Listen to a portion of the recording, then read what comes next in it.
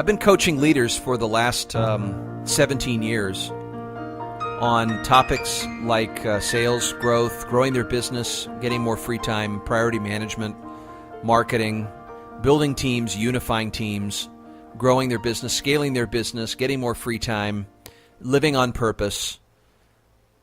I mean, man, living in these leaders' lives has so many different aspects to it.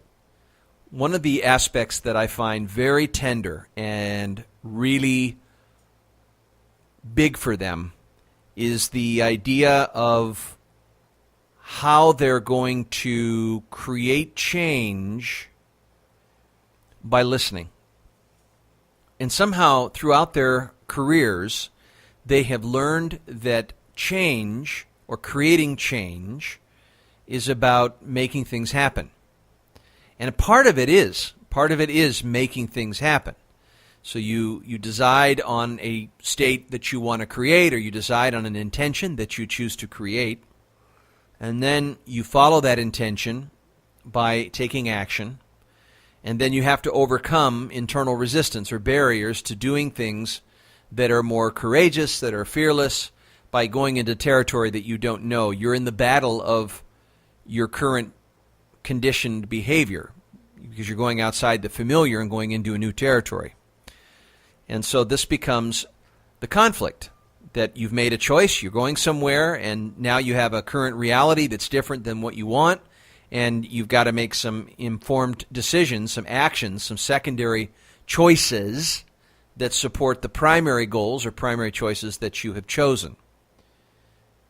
So what this has become for the majority, and I think this is part of just the unconscious socialization of how we're supposed to create things in our lives, is that it's all about our own potential.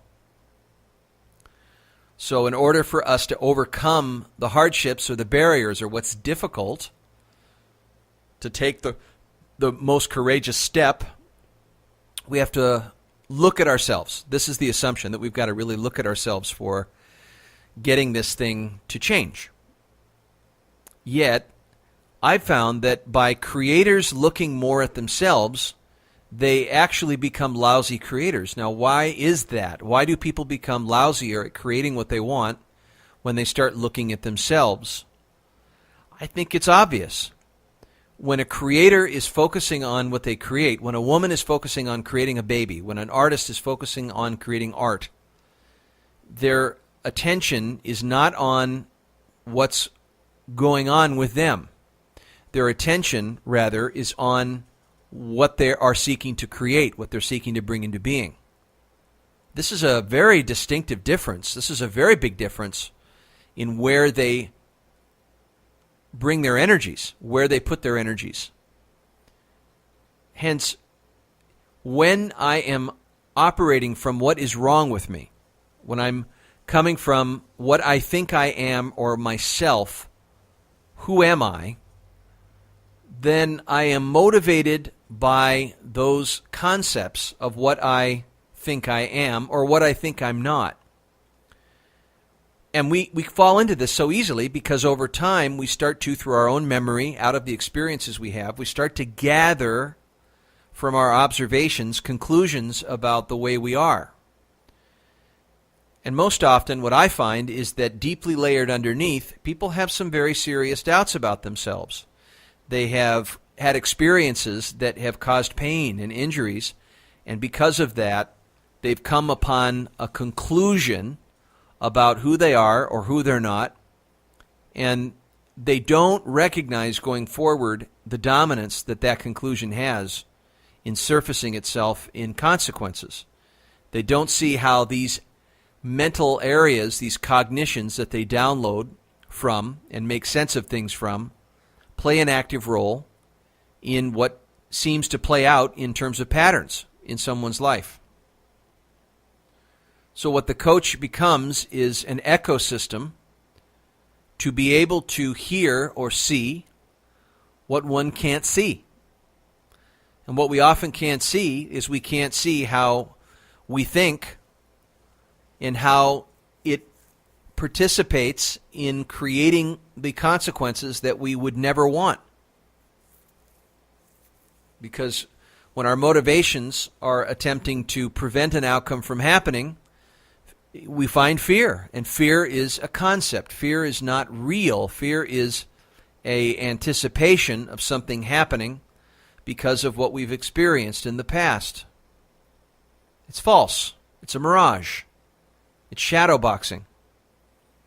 And yet so many of us are hypnotized by the fears that we have at the bottom of our motivations. You might say that underlying what we attempt to create, we have these competing commitments. And competing commitments are underlying big assumptions that we make about the way things are supposed to go, the way the world is, the way we are. We hold these assumptions like filters or biases, like theories, which means theater. And when we hold these, we lose our direct description of current reality. In other words, we're caught inside the undertow and the riptide of these concepts. How do we regulate these concepts from getting the best of us? Well, we cultivate a quality of awareness that can do so. So where does awareness come from? It comes from the mind. Is the mind the brain? No. We have a brain and we have a mind. And the brain, what it's geared to do is to acquire and accumulate data so that in its survival instinct it can make sense of things when we live into the present moment, because context is in motion, things are changing, life is not the same. Tomorrow I don't know what's going to happen. I don't know what's going to take place. I can't predict the future. So that's a fact.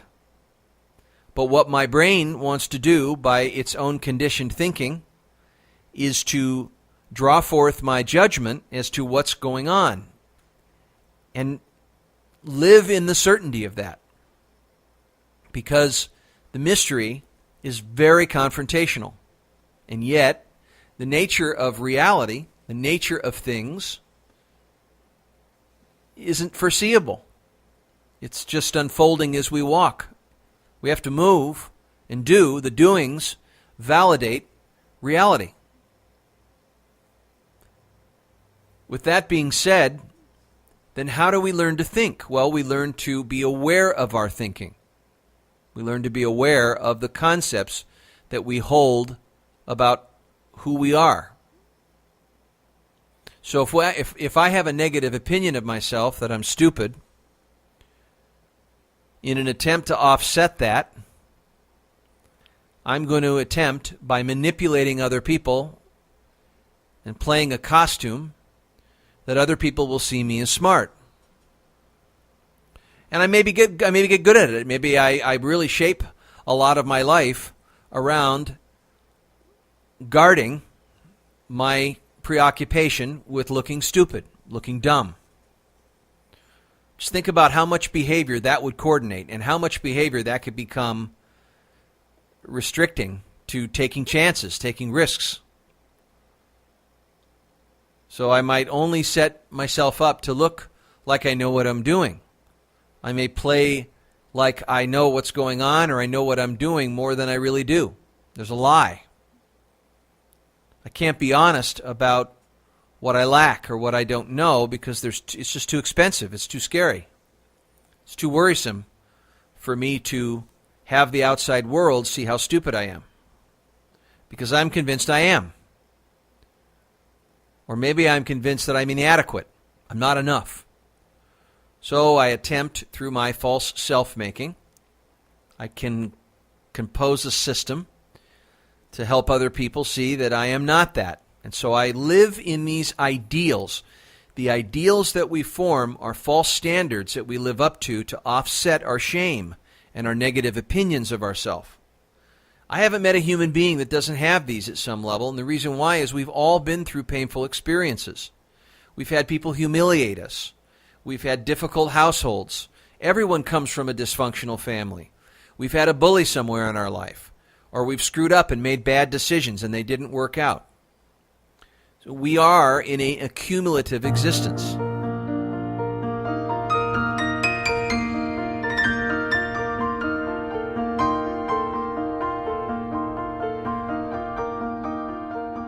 The brain that we have is a storage device. It stores concepts like data bytes in our brain to reuse.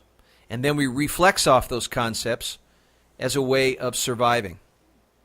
But the mind is the regulator of these patterns, is the regulator of the way that we think automatically. And so our awareness is able to stand back behind these thoughts and see them as they are precipitating. But there's different levels of being aware. We can be aware of our intellectual activity, but there's another type of pain that also is emotional, that we carry emotional charges, negative emotions that we carry over experiences that have left deposits in us. And in reaction to these pains, out of survival, we've attempted to distance ourselves and to be vulnerable. We can't be vulnerable because it's too painful. So if we had attempted to be joyful, compassionate, which is in our nature, if we attempted to love, and all of that didn't work out, we were negated, abandoned, deprived, then we have composed a system to negate or preemptively strike from getting into looking or being that way again. This is called the voice of cynicism. And we use this voice of cynicism as it's an inner enemy that short circuits our capacity to be intimate and connect and to open our hearts and understand and accept and to legitimize what others are and what they do. So the opposite is to place conditions. And so we don't love or we don't care until there are certain conditions that make it safe. And what we don't do is we don't examine more carefully what those conditions are, and we live in the response to all of it, which is to live in the distancing zone like a porcupine. Some of us even construe that we're not lovable. And then to compensate for that, we destroy other people. But underlying it all is a very deep shame. Because we don't think we are capable or deserving of love, because we may not have been given love, we were given our parents' fantasies that we had to live to. We expended ourselves to be able to get rewarded. We were getting love because we were able to say, hey, I see a way. They told me I had to do this. That's how it's going to work. I'll do it. But we left our authenticity behind. And then over the years, we've layered it on throughout different experiences. And some of our experiences actually were in response to these. Some of the way in which things played out probably was helped by our own distancing, because we feared isolation so much that we may have hung on to a bad relationship too long, and we shouldn't have. Or to counteract some of our pain in the reactivity of it, we found a scapegoat. We found someone to pick on, to destroy, to ventilate, and to let off the steam of our own pain. Because people who hurt. So we are carriers. We're carriers of a lot of contamination and pollution. We're littered with these leftovers and experiences. And these leftovers shape us. They shape and coordinate our behavior if we're not aware of them. It's almost like default. So our voice of judgment and our voice of cynicism can be very, very constraining inner enemies from the possibility of connection with others and the courageous actions that we can take toward what we want to create. But this voice of judgment, man, it just seems to distort our relationship with reality. Even if something else was there, we wouldn't tend to see it because our lenses and our biases are on, and we only look for confirmable information that's consistent with what we tend to see. So this awareness becomes more and more of a key player in helping us separate, observe, and to live with the roommates of our judgment and our cynicism. And then we have this voice of fear that is a fear of things falling apart, fear of failure and humiliation. And these fears, this is an inner enemy that absences, that short circuits our capacity to foster a larger will, a greater good of what our real work is in the world that we sense we need to do and how we need to apply the gifts that are in us. Is we seat these aside, we put them on the sidelines because we're too afraid that we need to figure it all out. So we've got to construct a fancy purpose before we do anything. Or we've got to, instead of going with what our hearts tell us or going with what we truly, in our most inner knowing, our intuitive voice, really need to do with our abilities, we just negate that like a abandoned child that wants to come out and play and energize and bring aliveness. That all seems to go to resolving what the fear is telling us. So what do we do with the fear? Well, how do we do it? Well, this awareness then becomes something even bigger. Is we learn by being aware to consciously let go when the fear is telling us a lie. We meet the fear. And instead of operating from the fear, we can stand with it, next to it, and meet it, and learn from it as a powerful stranger. And as it becomes more and more familiar to us, we kind of learn our requirements when we do get fearful. That we learn when we are, it's because we are going beyond the familiar. We are going outside our comfort zone. We are moving towards something that we may truly want, but yet we don't know how it's all going to work out. And we don't even know how to create it yet. So with that being said, honesty, I think, is a very key word here that isn't about how you meet life and tell the truth. That's not the only piece. It's really how honest you are about not knowing and how powerless you really are. And when you get how life is in the business of creating life and that the universe is a wild card, you restructure, you get on different terms, a different relationship with life when this is awakened to. That honesty is the real face of reality. In whatever shape it's in. Despair, demise, everything's waiting for you. Honesty is knowing that everything the future needs is given to you in this moment. It doesn't suggest that it's optimism, and it doesn't suggest that it's definite pessimism. But it is to be so open that you're expecting nothing, and you're ready for anything.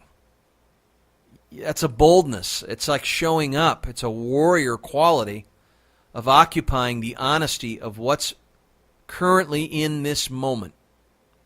Is there anything else that you can validate? You can think you can, but then you're sort of living in the illusion again. You're out of touch. But to live right here, that is better. To live right here, it is more in the, it is to your favor to create when you have the intention and you attend into the present moment with that intention. When you put your intention at the center of your awareness, you pay attention from what matters to you. So when you relate with life from what matters to you, you begin to notice what is essential to you. You occupy your values. And there's a shift here. There's a shift from the preoccupation with the concepts, specifically your identity and the false self system, to seeing what's at play and actually legitimately accepting what mischief you've been up to, trying to paint a picture to the world to look special and significant. That you've been toggling with, that you've been trying to figure out whether you can live with liking yourself or not liking yourself. But yet there's certain parts of it, truthfully, that you just can't get away from. You don't like certain parts of yourself, you never will. But that doesn't become an issue with what you want to create. This whole self-esteem movement, confidence movement, has been taught to us, has been brainwashed into us that we need to be confident in order to create, that we need to be some person in order to create. But that's not how I've learned how to create.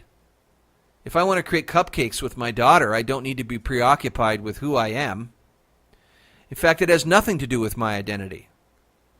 If I want to create a report on specific information, I focus on the report. I don't need to be preoccupied with who I am or whether that report would tell me I'm a good or bad person or not. So to be able to create, I have to start somewhere, and maybe where I start is I start with noticing how preoccupied I am and how fearful I am and how strong my judgment is as to whether I will succeed or fail, and how afraid I am to look stupid and look like a fool. You know, those are all important truths. They are necessary. What's wrong with doubting yourself? You haven't done it yet. You haven't created it yet. Doubts are a very natural thing. But see, we've taken it so far. We make the game about curing our doubting, and so we make it about curing our doubting. And then we spend our whole life trying to get away from our doubts, instead of just choosing to create things we want. I had a guy once tell me he wanted to create a restaurant. And he started to tell me what he needed to do in order to make that restaurant happen, about how he lacked this and lacked that, and he needed to go to school, and he needed to do all these things to go become qualified to create a restaurant. He needed to get his certification in this chef school and all this. And I said, well, you have an urge to create a restaurant. What do you think the best way is to learn how to create a restaurant? And he said, well, go to school. And I said, no, it's starting a restaurant.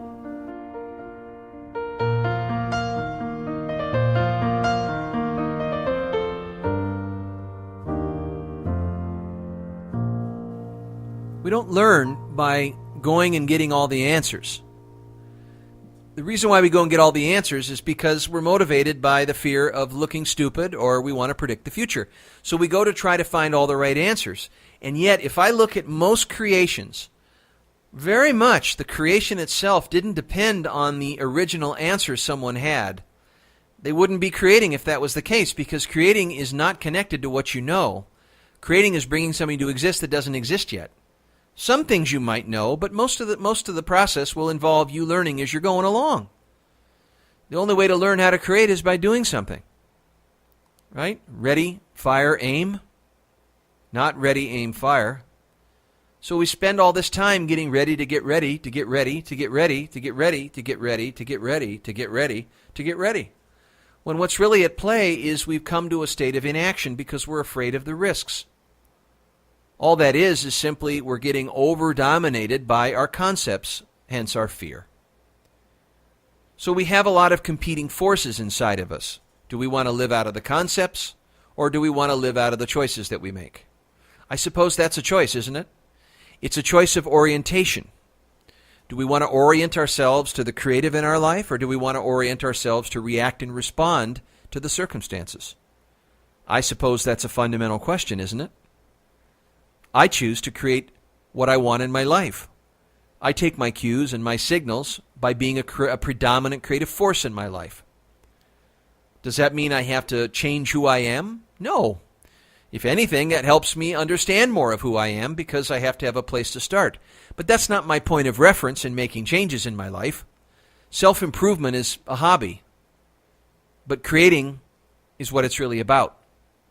And since creating is what it's about, I don't need circumstances to be anything in order to create. That doesn't mean I have control. It just means that I am orienting myself around a creative orientation. That's how I come into the present moment. That's how I show up is I come into it with an intention. That doesn't mean I have to justify everything either, because there's going to be tons of skews and nuances and unexpected circumstances that can lead back to a very great amount of creating. And the more I know what those circumstances are, good, bad, and ugly, the more I will be able to learn from them. How do we make life our teacher?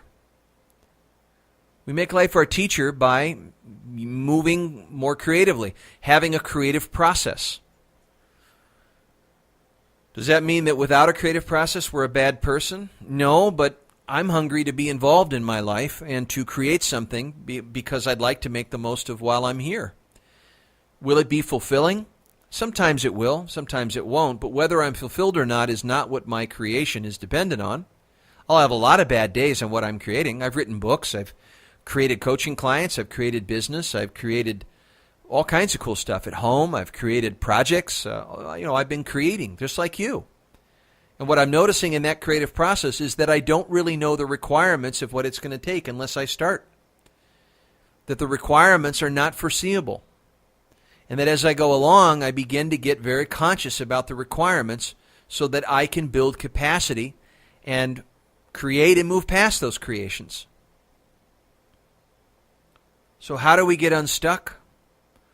We start to choose things that we seek to create from a place of love, of generating something out of what matters to us because we truly want it, not because it's a problem we have to get rid of, not because someone said it was the right thing to do, not because we're living someone else's goals, not our own, not because we're lost and trying to act like we have it all together, not because we have to be a certain ideal or a norm we have to live up to, because if we don't, then there's consequences, not because we're bored, because we create into what per se we want. We just want it for its own sake, per se.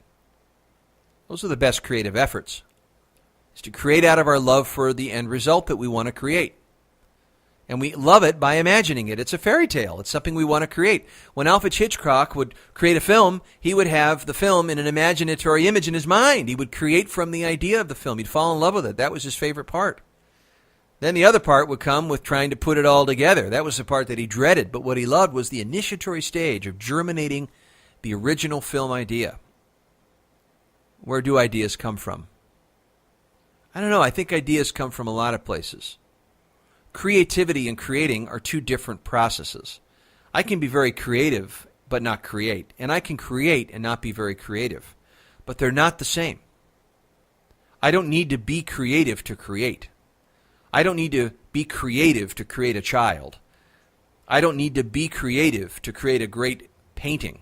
I don't need to be creative to create, because creating is learning. And since it's learning, there are a lot of moments when I'm not very creative, but I'm really learning something great by what I'm doing and listening. Sometimes ideas come out of nothing. Sometimes ideas come out of action. Whether it's action or revelation, I think both are very powerful sources. And both become available in the creative process when we start something new. We get energized. We start taking action and moving forward. And as we do, we improvise. We find restraints and constraints, and we also find assets that we didn't see before. But what most is cool about it is we're involved in something. And time seems to change as we're creating. It's like when we're in it, time seems to become, it's sort of moving at a different pace. We change the velocity of time when we're involved in our creations. And then we change how we pay attention to the current moment. It requires that without editorial, without our habitual judgment, that we see where we are compared to where we want to be. And the more that we are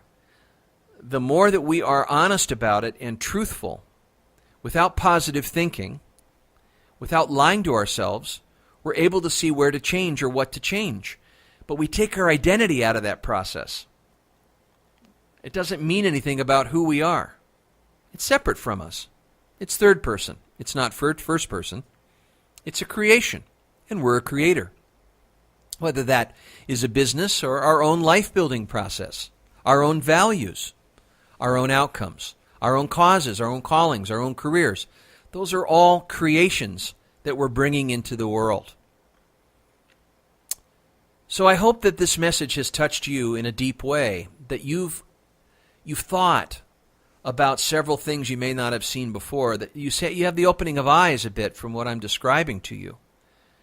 That maybe if you're working on yourself, it may be time to hang that up. That old human potential philosophy is outdated. And that maybe you've been running on that model that if you were only this, or if only, or if I only, or if it only, those are all prerequisites that you've mocked up. Maybe you don't think you deserve to create what you desire. You got your worth or your identity caught in it. So that the only time that you desire it is when you have learned how to earn it. So you only get yourself to expect what you desire. So what you do is you set up a bunch of trials. You have to move through a set of qualifications that you set up. Why go through all that work? You don't need to deserve what you desire unless you want to project or impose your your identity on something, and you don't need to, right? And that, powerlessness, we're preoccupied with the powerlessness that we think we should have, but then we construe that we don't. And when we don't, we begin to punchline it with, why even try? Right? The old adage of, why should I wish for what I want because I might not get it? Well, whether you get it or not isn't something you can predict, but whether you want it or not is something very valuable. You can recognize something that you really do want because you know when you don't want it. Your values are simple. They're easy to recognize. You either wanted it or you didn't want it. That was important or it wasn't important. If I want to create a great experience at a ball game on Sunday, what's there to justify about it? I just want to be there.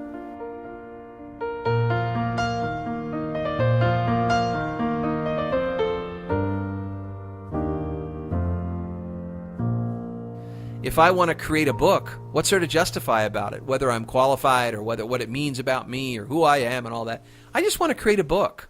Whether I desire to create a public workshop or not, it's just creating a public workshop. What's all the identity stuff about? Or whether I think I have the power to create it or not. Have I gotten too preoccupied in whether I think I have power or not? Pretty much I'm going to remain powerless over everything because everything is in a state of change. I don't have any guarantees. And the reason why I might procrastinate is because I'm waiting on one.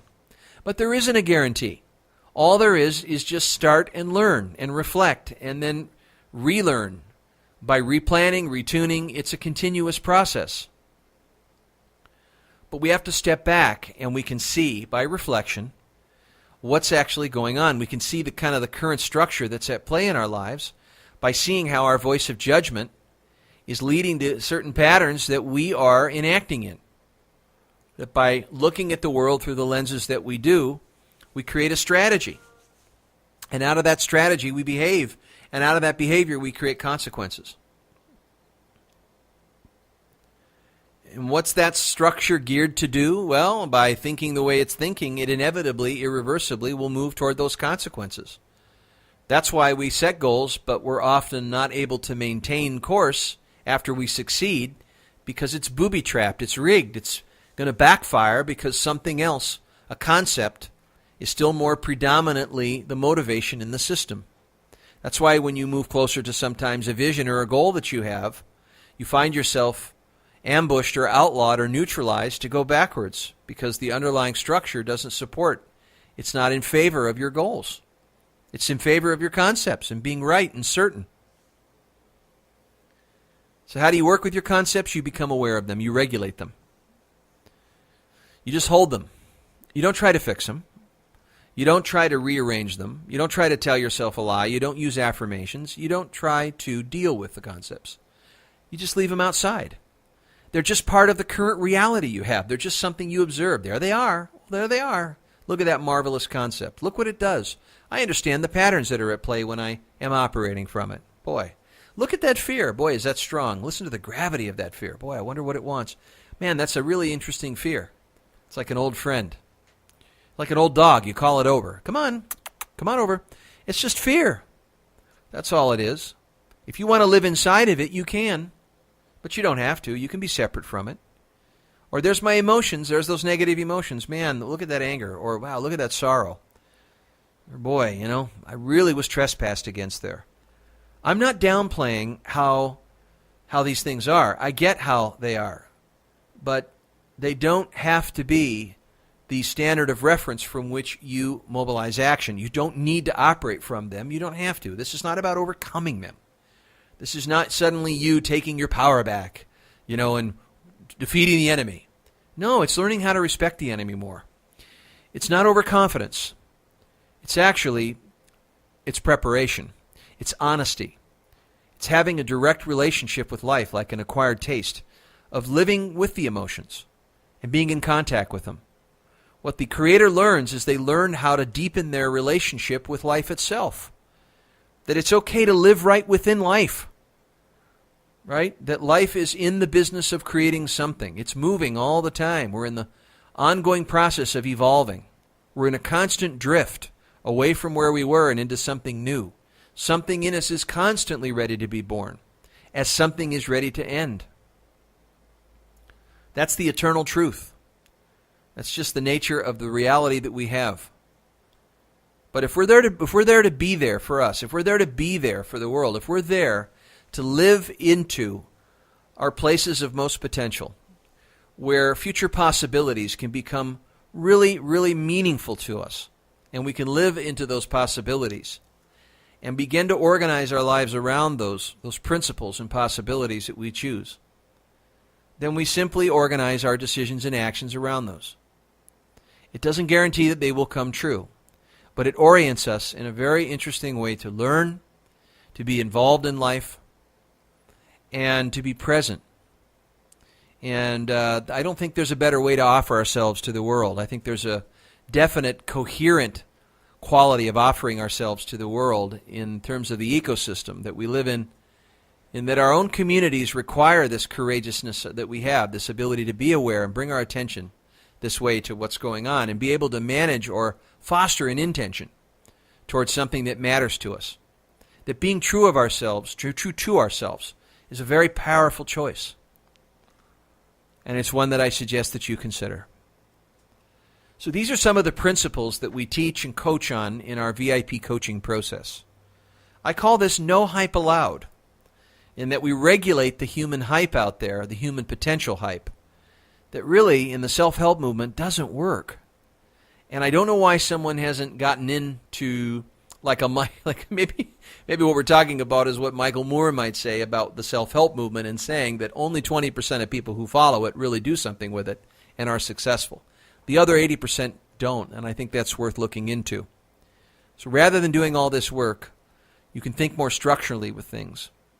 You can look at the quality of your thinking, and you can work on or choose the creative process as the primary method of achievement, the greatest method in history of civilization.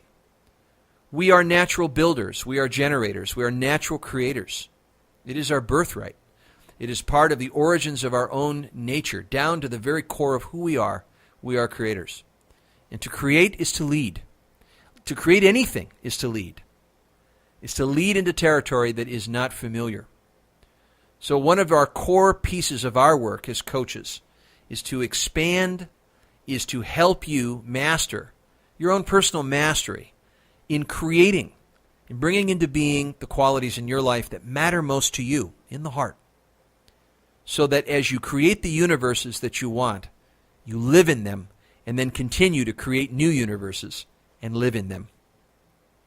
Thank you so much for listening. If you'd like more information, please go online at highlevelperformance.com. My name is John Davidson from HLP Group High Level Performance. I am the VIP coach, and I enjoyed this opportunity to speak with you.